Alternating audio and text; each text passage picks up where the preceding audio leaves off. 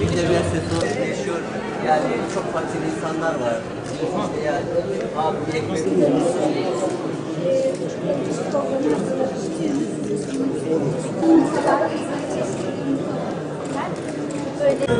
Kim var sizde?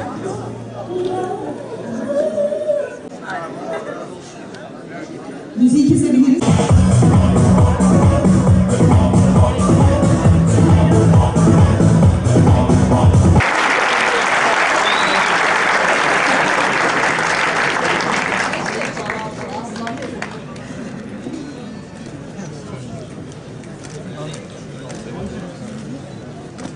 Diyarbakır Üniversitemizde YÖK üyelerimizle, üniversite kurulu üyelerimizle, heyetimizle birlikte bulunmaktan, sizlerle birlikte olmaktan memnuniyetimi ifade ederek sözlerime başlamak istiyorum.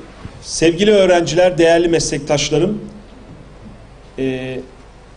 5 Nisan'dan itibaren Elazığ Fırat Üniversitemizden bir yolculuğa başladık.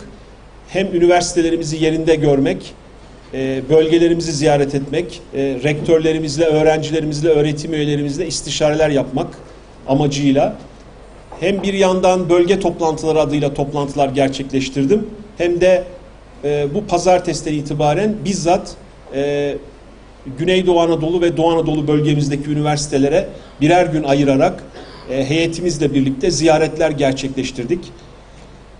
Pazartesi gününden bu yana Batman, Siirt ve Şırnak üniversitelerinde yürüttüğümüz çalışmalardan sonra bugün Diyarbakır'da Dicle Üniversitesi'ndeyiz. Yaptığımız toplantılarda sadece rektörlerimizle, senato üyelerimizle değil, mutlaka üniversitelerimizin öğretim üyeleriyle ve öğrencileriyle de, öğrenci temsilcileriyle de ayrı ayrı toplantılar gerçekleştirdik. Yeni Türkiye metaforunu ideolojik bir çerçeve içerisinde değil, ülkemizin eriştiği iktisadi, siyasi ve kültürel, sosyal gelişmişlik düzeyini, özlediğimiz ve hak ettiğimiz normalleşme iklimini ifade etmek üzere kullanıyorum. Ekonomisi büyüyen, demokrasisi normalleşen, bölgesel bir güce ve küresel bir aktöre dönüşen ülkemizde toplumsal çatışma ve gerilimlerin varlığı kabul edilemez.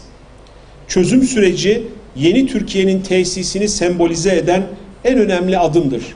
Bizler bilim dünyasının temsilcileri ve neferleri olarak bu yeni Türkiye'nin inşasında aktif bir rol oynamak ve çözüm sürecine destek olmak zorundayız. Üniversitelerin bilim üretiminin merkezinde yer alan ana aktörler olarak içerisinden çıktığı toplumun sorunlarıyla cesaretle yüzleşen, geçmişteki yersiz korkularla değil, kendisini ve bölgesini imar etme iradesiyle hareket eden bir Türkiye için uğraş vermeye mecburdur. Bu hem üniversitelerin içinde yaşadıkları toplumun refahını hem de yapacakları bilimsel üretimi arttıracaktır.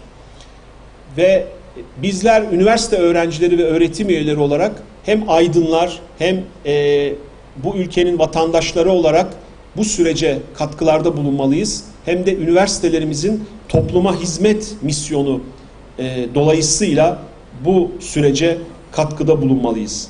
Üniversitelerimizin gerek çözüm sürecinde ve yeniden inşa sürecindeki katkılarını, farklı teklif ve gelecek öngörülerini bir arada üretebilecek zeminler olması gerekmektedir. Bunun için şüphesiz en önemli unsur akademik özgürlüklerdir. Üniversitelerin eğitim, öğretim ve araştırma yoluyla içerisinde bulundukları topluma katkı verebilmeleri ancak ve ancak özgür bir akademik ortam sayesinde mümkün olabilir.